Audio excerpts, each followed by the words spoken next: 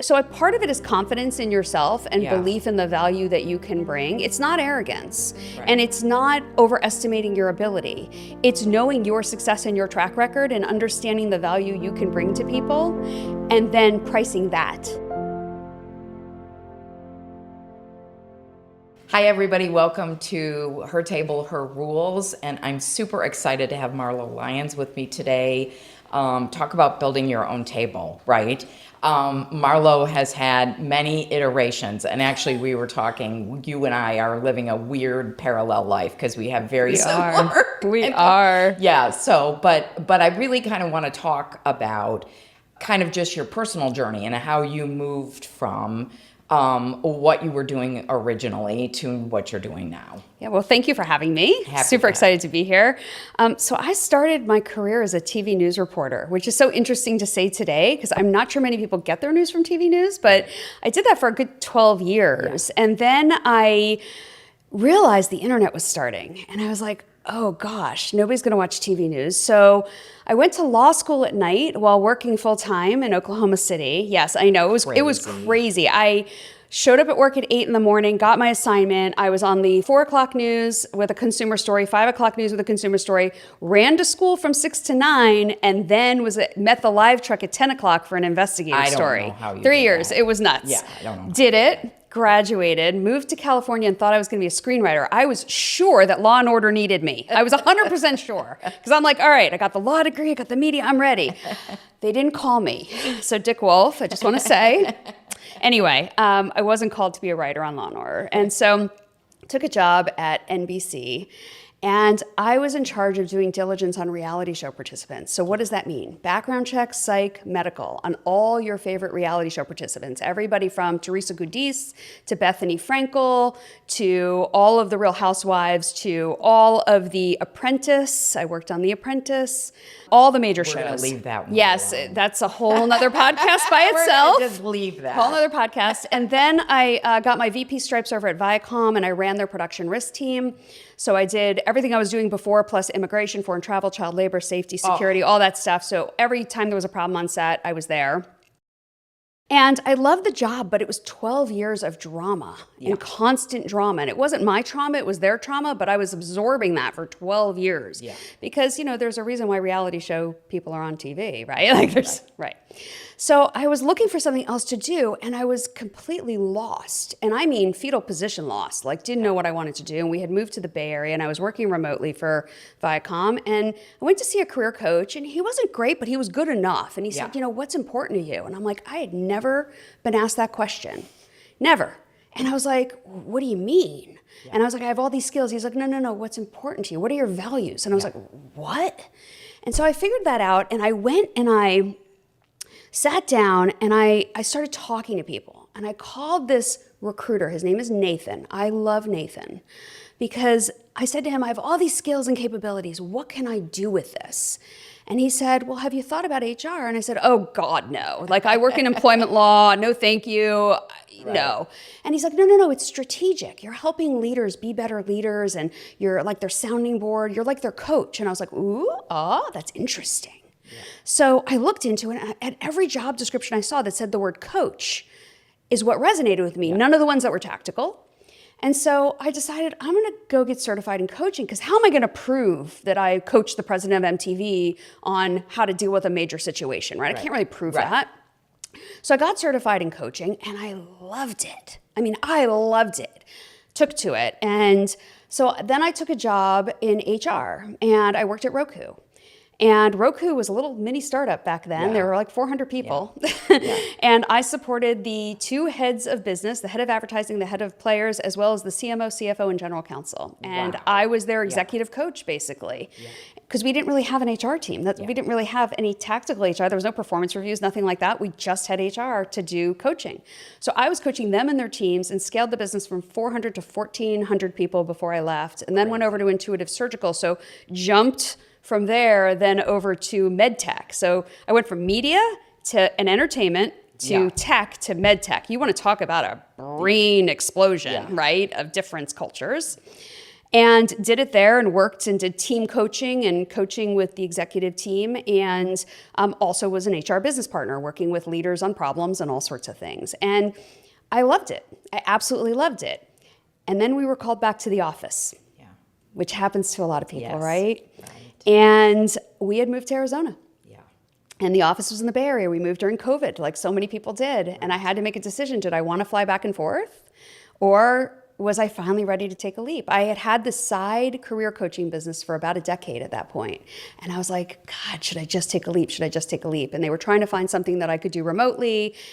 And I just took the leap and I jumped. And I went out on my own about 2 years ago and haven't looked back. And it was the best decision I ever made. So let's talk about the leap. Yeah. Right? Yeah. Because I think that I see so many women who are on the precipice of the leap. Yeah. Right? But there are all kinds of factors, some of them in here. Most of them. Most of them in here. In here. Very much. Some of them really realistically outside of here. Right. Right? When you're working with somebody from a coaching perspective, how do you unpack the steps that you need to take to get off the ledge, to actually do the jump? What's in that? Some of it is actually seeing it, right? It's visualizing what that looks like. Yeah. And for so many of us who are so busy all the time, like we're busy. We're busy doing work for this person. We're busy with our kids. We're busy running to this soccer game or that basketball game. And we're not really living at all. We're just busy. So we don't pause to understand what we want. This goes back to the asking the question, what do you want? And I ask my clients that, and most of them don't know and have never been asked that question. Yep. But really taking a pause and understanding, what do you want? What does that look like? Yeah. And really getting that really firm in your brain. What does that vision look like? It's almost like painting a picture and trying to think, like, what is that going to look like for you? And once they can actually see it and the logics, then, the logical side of you comes in on the finances and, working by yourself. Right. And maybe not having any support at first and doing your own billing and doing your own social media and doing your own podcasting, whatever it is you're doing, right? Yep. But knowing what the focus is, knowing where to focus, and knowing that you can sequence things. You don't have to do everything at once, because sometimes you have so many ideas and I want to do this and I want to do that, but you can't do everything. So what's the main thing that's going to bring money in that'll allow you to do all the big things you want to be doing? Right. Right? So it's really that visualization of seeing it. You have to be able to see it in order to believe it, more or less. What do you think? Because I can feel you so really powerfully. Kind of that question of what do you want was so powerful to you. And a lot of times people talk about what's your why, right? What's the difference between what and the why? Is there a difference? They're similar. Yeah. I think the what is your values. Like, what do you want should be based on your values, and that's your why, right? So when your values are fulfilled, you will be fulfilled. Yeah. So what you want has to align with your values. Yeah. So people use values and throw it around like it's, whatever the word means, but it's different for each person. So I could say to you, all right, a value of yours is what? Give me a value. Something that's important to you. Service. Okay, service is important to you. What does service mean to you? Service means to me coming from the approach of what the other person needs and how that fits in with what I can supply. Okay, so you're going to want a job that allows you to understand other people's needs and supply. Now, I can say service is important to me because it is. But service is important to me because I want to make an impact on somebody else. Yeah. Okay? Yep. Those are not the same values. Yes, you're 100%. Same word, service, not the same values. Yeah. So you have to understand what your value is to you, define it, and then live by those. Yeah. I live by my values every day. And when I don't live by my values, I feel it in my gut instantly. Want me to give you an example? Yeah, absolutely. Okay. Friend calls me up and says, hey, can we do breakfast next week? Absolutely. Can't wait to see this friend. So excited. And then all of a sudden, I'm swirling over it. Yeah. Swirling over a breakfast. And I'm like, what is going on? Why am I thinking about this breakfast? And we already had the place picked out, and I couldn't figure it out. And I realized it interrupted my morning routine. Yeah. I have a very specific morning routine that grounds me and gets me going for the day and the week. And part of that is I work out in the morning. That's before any time breakfast, 5 a.m., right? Really Right. early.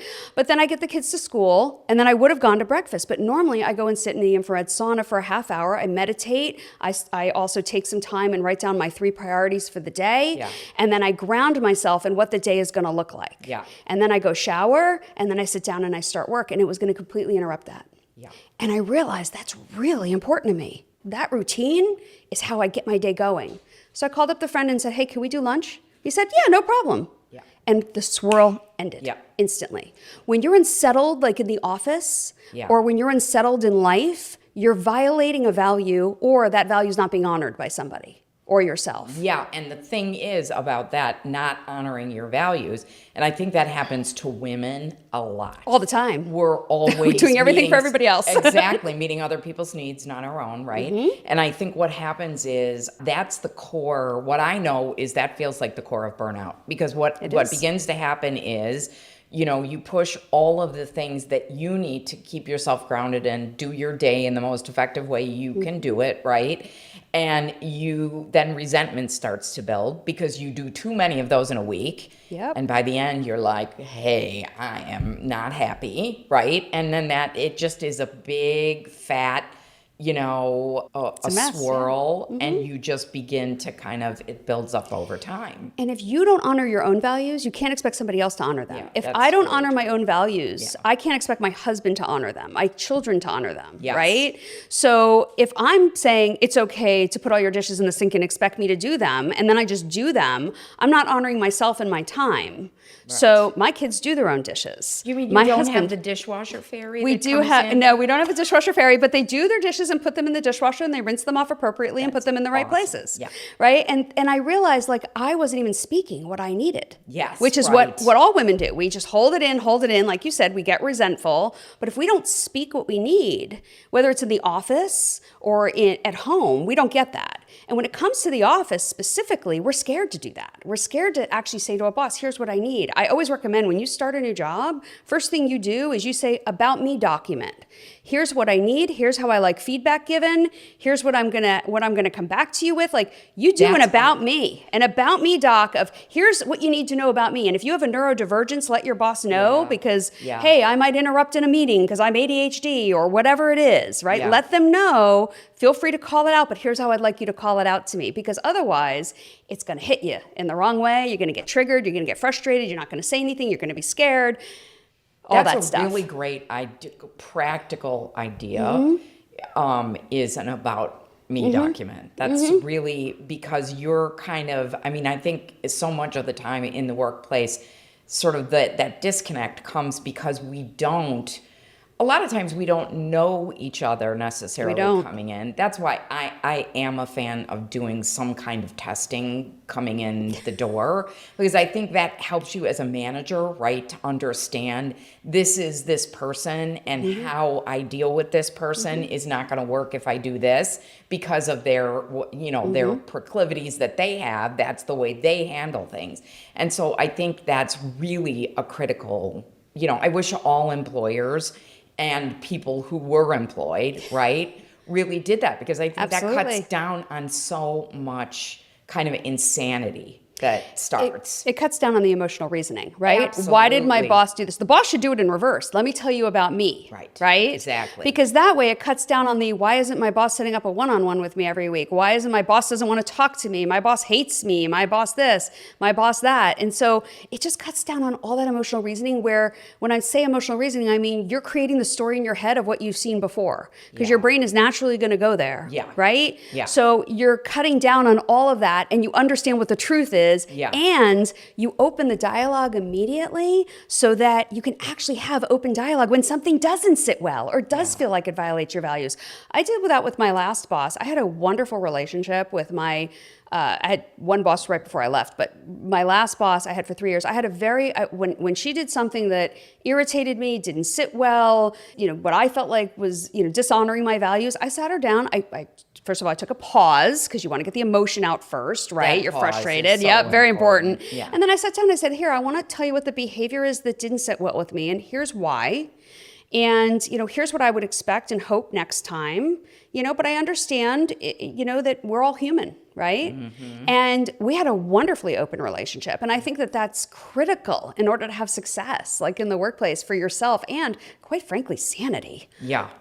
Yeah, that's one of the, it was interesting. Last week I was giving a seminar on negotiation.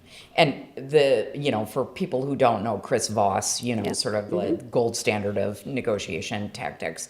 One of the things that he talks about really is the power of the pause, right? That pause is super critical in really any kind of communication issue that's really important.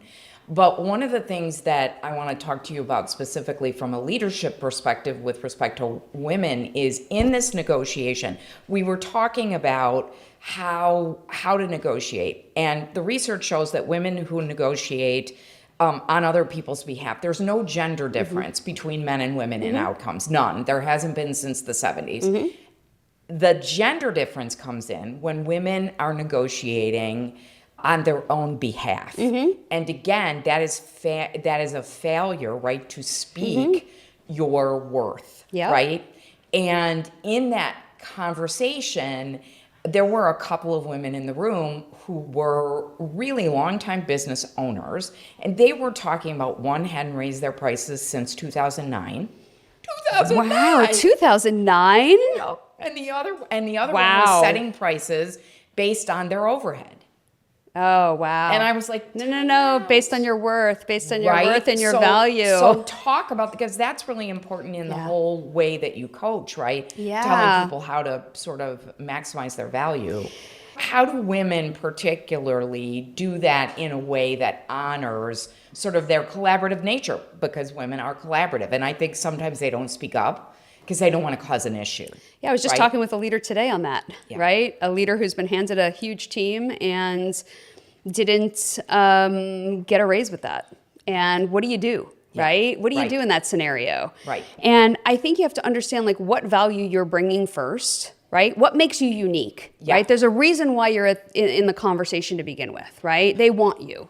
So what makes you unique? What value do you bring? And then understand the market conditions, of course, and what's going on out there, right? You have to understand that.